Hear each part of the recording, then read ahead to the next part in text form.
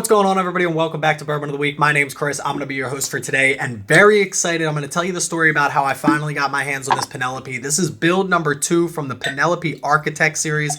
You guys know we loved the build number 1, so I'm very excited to try build number 2 here. But everybody knows before we get started on all of that, time for the traditional sip. Cheers, y'all.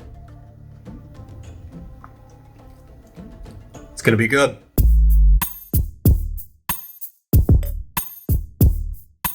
So before we get started, let me tell you how I acquired this bottle. I bought this online. The site that sells it, I'm not going to say the name, did like a 3 p.m. drop. I went on, I clicked buy, went through the entire process, checked out, paid for it, all good to go, until I realized they don't ship to Pennsylvania. Once I found that out, I went to my confirmation email and it told you have to pick this up in Washington, D.C. Well, for me, that's about a 4-hour drive.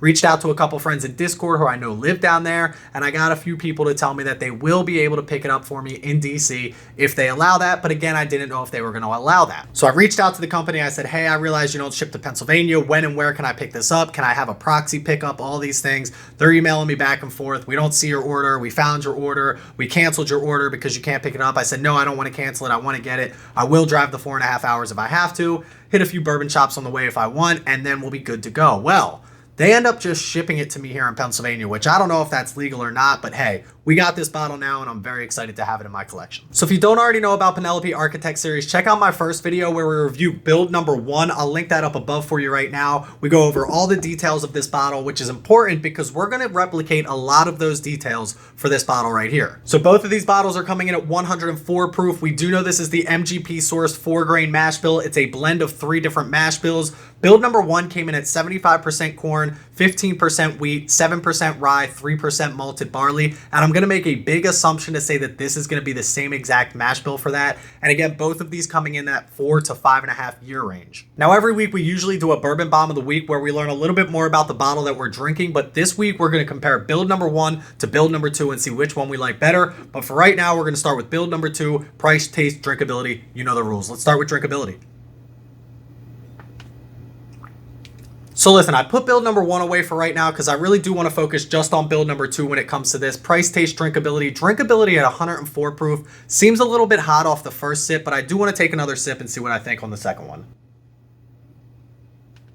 So it definitely tones itself down for the second sip just a little bit, but we always talk about drinkability being how smooth does it sip, how easy does it sip compared to its proof. And for 104 proof, it kind of sips right at that proof. I wouldn't put this any higher, but I also wouldn't put this much lower than 104 proof. I might call it a bottled and bond. I might say 105 proof. I might even blind this and say 110 proof. So again, it's in a range that's right at its proof point, so I can't knock it for that. But when you're talking about drinkability and how good it sips compared to its proof, it's pretty average. It's right on point with what I think it should be at 104 proof. So let's give it a pretty average score when it comes to that. I'm going to give it like a 7.95 when it comes to drinkability on this particular bottle right here. And next we're going to get into taste on this, and I didn't mention this yet, but the Penelope Architect series is a French oak staves project. So basically they age it for 4 to 4.5 years or 4 to 5.5 years, and then they add French oak staves. I'm not sure exactly how long they do that, at least not for build number 2. I believe build number 1, they did tell you it was like 14 weeks, but don't quote me on that. But the French oak staves is definitely going to give this a different flavor profile than your typical bourbon. There are a few other companies like Maker's Mark who have used French oak staves, and I'm sure plenty of other companies out there. But I do like the French oak staves because I think they give you something different. They add a little bit more oak, even though I'm not the biggest oak fan. But I think they also bring out more vanillas and more tannins, and we're going to get into exactly which French oak staves they use for this. But let's talk about taste real quick. So I'm definitely getting an oakiness on this that I wasn't going to expect when it comes to a 4 to 5.5 year old bourbon. I really like it. I think it balances really well with the vanillas, the caramels, the floral notes that you're just so used to when it comes to Penelope. But at the same time, I'm getting a spiciness on this that I almost remember from like their barrel strength series.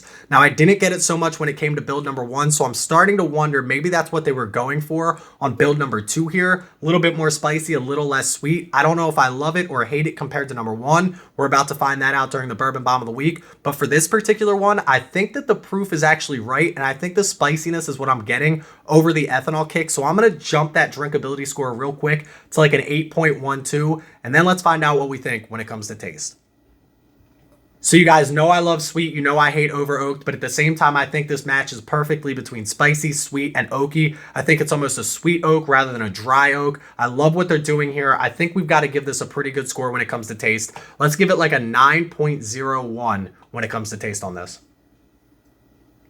And last but not least, we're going to get into price on this, and I'm going to wait to pour a little bit more up so we can compare this in our Bourbon Bomb of the Week to build number 1. But this bottle comes in at $55, and you really can't hate what Penelope is doing. They've got their original 4-grain 80 proof. They've got build number 1. They've got build number 2. They've got a toasted series. They've got a barrel strength series. I think they have like 2 or 3 other finished series. It's absolutely amazing what these guys are doing, how fast they're doing it, and the great products that they're putting out at a fair price point to the consumer. I really wish they could make more of these bottles, but I understand they're at limited distribution right now, so they might be a little bit hard to get, but at the same time, they are still sitting in shelves. I've seen them in Atlanta. People have been posting pictures of them, so they are out there. I would highly recommend trying to get one of these. If you can't get build number 1, get build number 2, and at $55, I'm going to give this a pretty damn good score at like a 9.13 when it comes to price on this. But listen, while I add these scores up, let's send it over to this week's Bourbon Bomb of the Week and compare build number 2 to build number 1. Let's do this.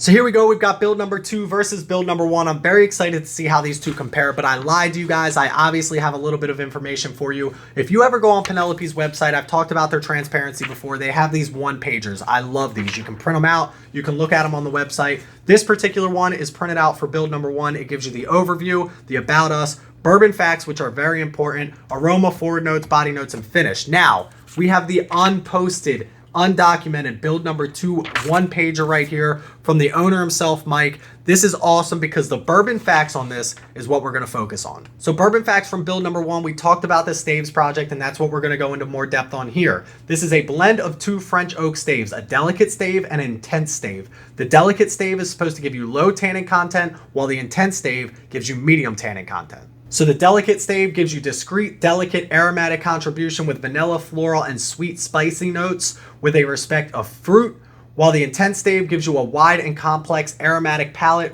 roasted, spicy, vanilla notes. Now let's compare that to build number 2 with our bourbon facts over here from our unposted, undocumented sheet, brought to you by the owner himself, Mike from Penelope. This is finished with Nectar Extreme Complex French Oak Staves. Obviously very intense right there. This is a complex stave, which is a medium tannin content, wide and complex aromatic palette, roasty, spicy vanilla notes, balanced structure on the palate, fullness, and persistency. So again, a little bit different when it comes to the staves project, which is the only thing that I think truly differs between these two bottles, and I think it makes a huge difference. So that being said, thank you, Mike, for sending me this. These are absolutely awesome. Again, the transparency behind the company and Penelope makes me love them even more than I already do. So let's get into glass number 2. We've been drinking this all night. This is build number 2. Let's try it out. Again, that spiciness hits me right on the front. It's a lot of spice on this glass over here. And again, I think that's what they're going for when you talk about this staves project. Complex staves, wide, complex aromatic palette, roasty, spicy, vanilla notes, right? You're getting all of that right on the front of this. It's in your face. It's predominant. It's good. I love it. But at the same time, let's get back to build number 1. I haven't had this in a long time. Let's see what we think over here. Oh, man. I don't know what I gave this on drinkability before. And again, I raised this drinkability because I think it's the spiciness that I'm getting more than the actual ethanol kick, which I think it deserves. But compared to this is just, it's so toned down. The spiciness isn't there. So much more floral, sweetness, the vanillas, the caramels. The proof seems like it's 90, 95 proof at most. I love this glass right here. If you're more of a sweet forward, this is for you. If you like a wheated bourbon, this is more of the wheat. You're getting that 15% wheat. I don't know if there's like an aging process when it comes to the staves. I don't know if it's just the staves, if it's both the same amount of times, just different staves.